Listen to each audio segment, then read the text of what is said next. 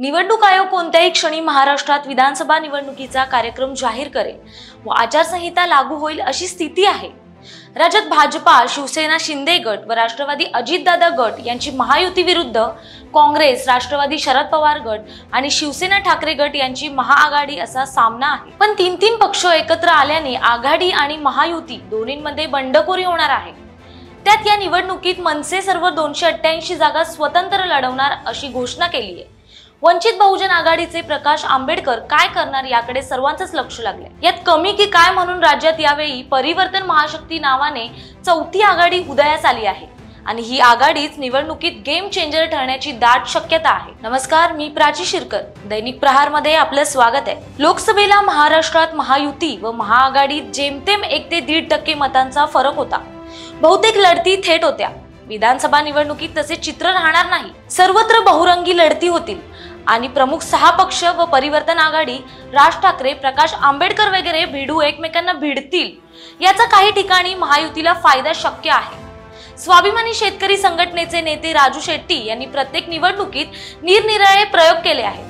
काही प्रयोग फसले, काही साधले। यावेळी त्यांच्या पुढाकाराने प्रहार संघटनेचे बच्चू कडू, स्वराज्य संघटनेचे नेते युवराज संभाजीराजे छत्रपती, वामनराव चटप आणि राज्यातील छोट्या मोठ्या स्थानिक संघटना यांना एकत्र करून परिवर्तन आघाडी आकारली आहे। एकूणच छोटा पाकिट बडा धमाका करण्याचा त्यांचा विचार आहे। या आघाडीत काही बंडखोर सामील झाले तर नवल नको। शरद पवार आणि उद्धव ठाकरे हे आता महाआघाडीची सत्ता येणारच असे गृहीत धरून बोलू आणि वागू लागले। काँग्रेसला लोकसभा निवडणुकीत महाराष्ट्रात चांगले यश मिळाले। या पार्श्वभूमीवर त्यांच्यात मोठा भाऊ व मुख्यमंत्री पदाचा चेहरा यावरून वाद सुरू आहे। उद्धव ठाकरे मुख्यमंत्री होण्यासाठी गुडघ्याला बाशिंग बांधून बसले आहेत। काँग्रेसने आम्हीच मोठा भाऊ आणि मुख्यमंत्री आमचाच असे जाहीरपणे सांगितले आहे, तर शरद पवारांनी आधी भाजपाला खाली खेचू मग मुख्यमंत्री ठरवू अशी भूमिका घेतली आहे। महाआघाडीत अशी घुसपूस सुरू असताना महायुतीमधील घटक पक्षातील अनेक जण उमेदवारी मिळावी यासाठी देव पाण्यात बुडवून बसलेत। प्रसंगी त्यांनी बंडखोरीची देखील तयारी केली आहे। अजितदादा महायुतीत आणि उद्धव ठाकरे महाआघाडीत गुदमरल्यासारखे वाटत आहे। मराठा आंदोलनामुळे राजकीय गोंधळाचे चित्र आहे। मनोज जरांगे यांनी ही निवडणूक लढवण्याचा विडा उचललाय, पण जरांगे यांना शरद पवारांनी उभं केलं हे आता उघड झालंय। त्यामुळे जरांगेचा फुगा फुटलाय। शरद पवार यांच्या राजकारणाला महाराष्ट्र कंटाळलाय। भाजपाशी दगाबाजी करायला लावून शरद पवारांनी उद्धव ठाकरेंना मुख्यमंत्री केलं। आता ठाकरेंनी मुख्यमंत्री पदावर दावा केल्याने शरद पवार प्रचंड अस्वस्थ आहेत। बदलापूर घटनेतील आरोपीचे झालेले एन्काउंटर आणि सिंधुदुर्गमध्ये किल्ल्यावर 50 फूट उंच व मजबूत पुतळा उभा करण्याची घोषणा महायुतीला फायदेशीर ठरली आहे।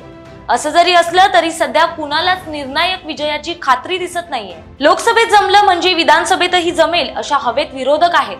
मात्र दोन्ही निवडणुकांचे स्वरूप वेगळे असते, त्यामुळे ही निवडणूक काटेकी टक्कर असणार आहे। कुणीही एक पक्ष 3 आकडी स्कोर करेल असं वाटत नाही। अशा वेळी मतमोजणीनंतर कोण कुणाचा हात धरेल आणि कोण 145 ही मॅजिक फिगर संघटित करेल हे आज सांगणं कठीण आहे। लोकसभा निवडणुकीत भाजपाला निर्भेळ यश मिळालं नाही। त्या निवडणुकीत दणका बसल्यानंतर आता भाजपाने आगामी विधानसभा निवडणुकांसाठी कंबर कसली असून अमित शहा वारंवार महाराष्ट्रात येताना दिसत आहेत। त्यामुळे देवेंद्र फडणवीस आधुनिक अभिमन्यू ठरतात का याची महाराष्ट्राला उत्सुकता लागली आहे। तुर्तास देवाच्या एका गोळीने नुकताच एक एन्काउंटर झालाय, दुसऱ्या गोळीने महाआघाडीचा राजकीय एन्काउंटर झाला असे तुम्हाला नोव्हेंबरमध्ये नक्कीच दिसेल।